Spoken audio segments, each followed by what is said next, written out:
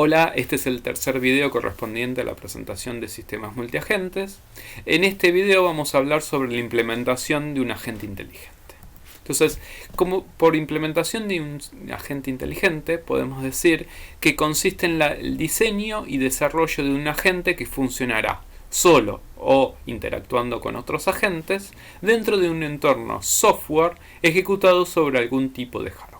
Es decir, se va a diseñar y desarrollar un tipo de software especial que va a tener algunas características distintas a otros sistemas software tradicionales o sistemas inteligentes, pero que seguirá funcionando dentro de algún hardware tradicional, que puede ser una computadora, un servidor, una tablet o un celular. Cada uno de estos agentes que nosotros vamos a diseñar y desarrollar va a tener que resolver una serie de tareas para cumplir esos objetivos o metas que tiene. Entonces, para eso va a tener un repertorio o serie de acciones que se denominan capacidades del agente. Estas capacidades del agente obviamente que van a depender del problema que uno quiere resolver y las características del dominio de ese problema, es decir, el entorno en el cual va a funcionar nuestro agente inteligente.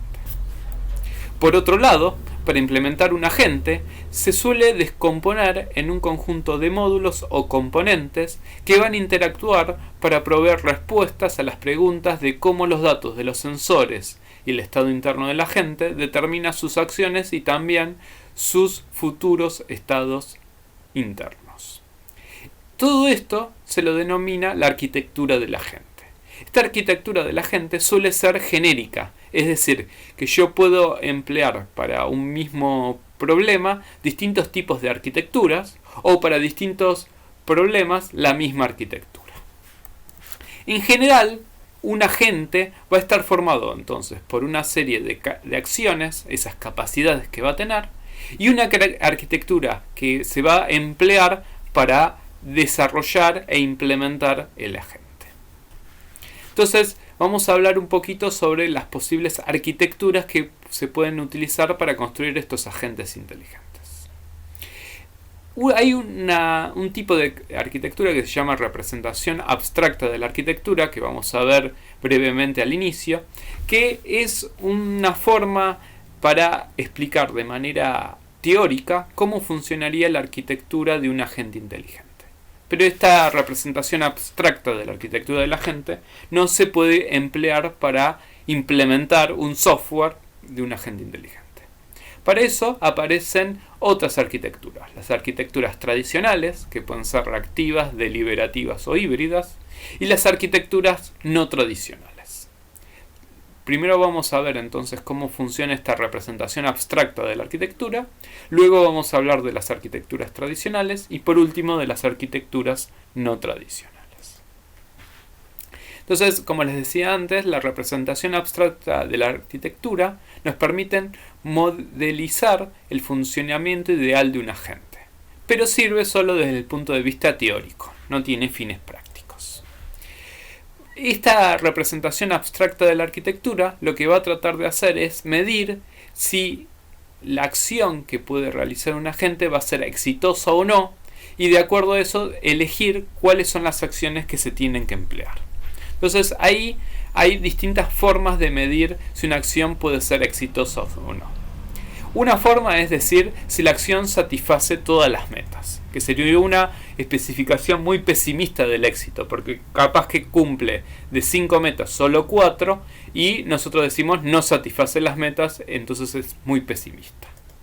Por otro lado, nos podemos ir al otro extremo, es decir, si la acción satisface alguna de las metas, consideramos que es exitosa, pero eso sería demasiado optimista, sería el otro extremo. En general, se trata de buscar un término intermedio. Entonces, una mejor manera de medir si una acción puede ser o no exitosa es ver si la acción acerca a alcanzar las principales metas, que es una especificación más realista del éxito.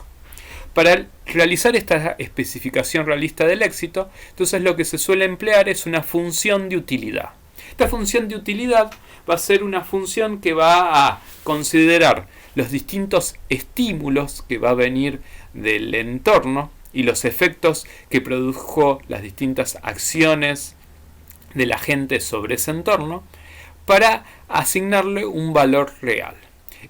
Es decir, que esta función es muy parecida a una función de aptitud que habíamos visto en computación evolutiva, o también a la función heurística que se utilizaba en inteligencia de enjambre.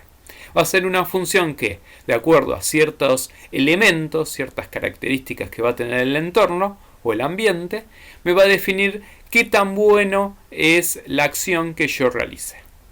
Para decidir cuál es la acción que conviene aplicar en un momento dado, lo que va a hacer el agente es tratar de predecir el valor de esta utilidad que va a tener una acción y luego elegir la acción que genere mayor utilidad. O sea que va a tratar de maximizar la utilidad de las acciones.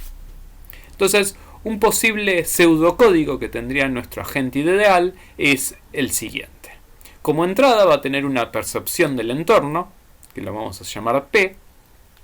De esta percepción va a modificar la visión interna que tiene el agente sobre ese entorno, o sea, el modelo interno que tiene el agente sobre lo que está sucediendo en el entorno. De ese análisis de la visión y de su estado interno va a modificar cuál es el estado interno que tiene el agente. Y teniendo en cuenta ese estado interno y su lista de capacidades, o sea, de qué acciones puede realizar, va a elegir la acción más conveniente. Como resultado, entonces, el agente ideal nos va a devolver esa acción que fue elegida para realizar en el ambiente. Al momento, entonces, de hacer la decisión, se trata de maximizar una función de utilidad. Pero, para elegir cuál es la acción que se tiene que realizar, se pueden aplicar distintas formas. Puede ser algo tan sencillo como aplicar reglas simples o algo más complicado como un algoritmo o función. Si es algo sencillo, lo que estaríamos utilizando es algún tipo de arquitectura reactiva. Pero si es algo complicado, estaríamos yendo más a una arquitectura deliberativa. Entonces vamos a ver cómo funcionan estos dos tipos de arquitecturas tradicionales que se suelen emplear en los agentes inteligentes y vamos a ver entonces de qué manera funcionan estas reglas simples para lograr maximizar la función de utilidad o estos algoritmos o funciones más complejos para determinar las acciones más exitosas que se podrían realizar. Bueno, en una arquitectura reactiva, lo que vamos a tener como principio es que ante un estímulo, nuestro agente inteligente va a generar una respuesta. Por eso es reactiva, o sea, va a responder a ciertos estímulos y va a determinar qué acción tiene que realizar. En estos tipos de sistemas, la inteligencia va a estar dado por el comportamiento que va a tener nuestros agentes. Entonces, nuestro agente en sí va a ser algo bastante sencillo, porque no va a tener que representar explícitamente el entorno ni el proceso de razonamiento, sino que el comportamiento inteligente va a surgir naturalmente de la interacción del agente con el entorno a partir de la aplicación de componentes simples, estas reglas simples. Entonces, nuestro agente recibe estímulos, determina qué estado corresponde y ahí define qué acción tiene que realizar. De esa acción va a generar un cambio en el entorno que va a generar nuevas percepciones que va a producir que nuestro agente a su vez haga otras cosas. Un ejemplo de estas arquitecturas reactivas la tenemos en la arquitectura Subsumption. Acá lo que vamos a tener es que nuestro agente va a encadenar acciones para resolver problemas complejos, organizando las reglas entre distintas capas que van a competir entre sí. Nosotros vamos a tener una jerarquía de comportamientos o tareas, donde en cada uno de estos comportamientos vamos a tener reglas simples y donde se va a definir que los comportamientos que están en las capas inferiores van a tener mayor prioridad sobre las superiores que van a ser de mayor nivel de abstracción. Entonces lo que se hace, en pocas palabras, es clasificar a las reglas en distintos niveles de prioridad y de acuerdo a los estímulos que se están recibiendo y el estado interno que va a tener nuestro agente, define cuáles son las reglas que debería realizar sobre dicho entorno. Un ejemplo de esta arquitectura Subsumption lo tenemos en este posible explorador marciano.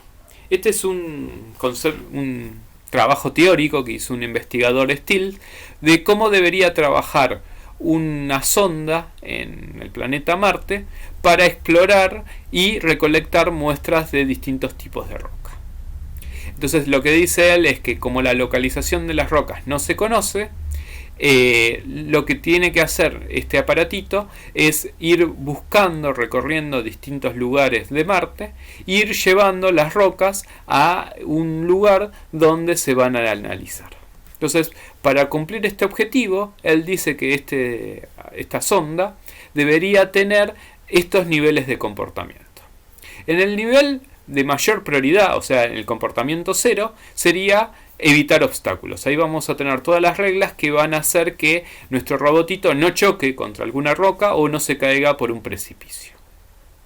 Si nuestra sonda no se encuentra en peligro de chocar o de caer, lo que va a ejecutarse es el comportamiento 1. El comportamiento 1 lo que hace es que cuando nuestro aparatito recolectó ciertas rocas, las lleve a la nave para que sean analizadas. Eso va a tener mayor prioridad. Pero si no tiene rocas todavía recolectadas, lo que va a tener que hacer es recolectar esas muestras. Entonces, en el comportamiento 3, lo que tenemos es recolectar las muestras que una vez que las tomas, las va a llevar a la nave y las va a dejar ahí. Si no tiene todavía muestras para recolectar, se ejecuta el comportamiento 4, que es identificar posibles muestras. O sea, es reconocer rocas que pueden ser interesantes de ser analizadas. Y si eso no sucediera, el comportamiento más alto lo que tenemos es el de deambular. Ahí lo que va a hacer nuestro robotito es moverse al azar por el terreno para tratar de en algún momento encontrar alguna roca interesante, recolectarla, llevarla a la nave y dejarla. Pero siempre evitando chocar o caerse por un precipicio. Entonces de esta manera funcionaría la arquitectura Sum-Sumption para cumplir los objetivos de este problema. Acá hay un posible chiste de cómo funcionaría. Dice acá el astronauta reporta de misión y el aparatito dice no hay nada ahí afuera, solo rocas. Y él le dice sí, estamos acá para analizar las rocas.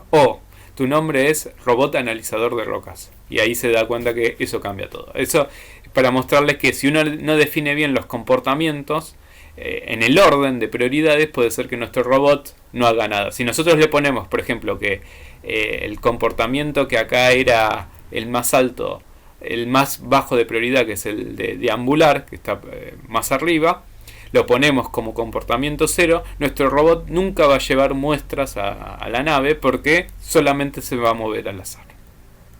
Por otro lado, si nosotros ponemos evitar obstáculos como el comportamiento 5, o sea el de menor prioridad, puede ser que nuestro vehículo, por tratar de identificar muestras o llevar las muestras a la nave, choque y se dañe. Entonces hay que tener cuidado en el momento de definir los distintos tipos de comportamiento. ¿Qué ventajas tiene la arquitectura Sum-Sumption? Bueno, que por un lado es muy simple, tiene muy buena velocidad de reacción porque de acuerdo a los estímulos determina qué reacción o acción realizar. Tiene tolerancia a fallos porque si uno define bien las reglas puede generar que si falla una regla otra la responda y mitigue los problemas. Pero como desventaja tenemos que producen un comportamiento racional solo si la decisión correcta puede obtenerse a partir de la percepción actual de la gente. Es decir, si nuestro agente no tiene los sensores necesarios para recibir la información que necesita para reaccionar, puede pasar que nuestro agente nunca tenga un comportamiento racional.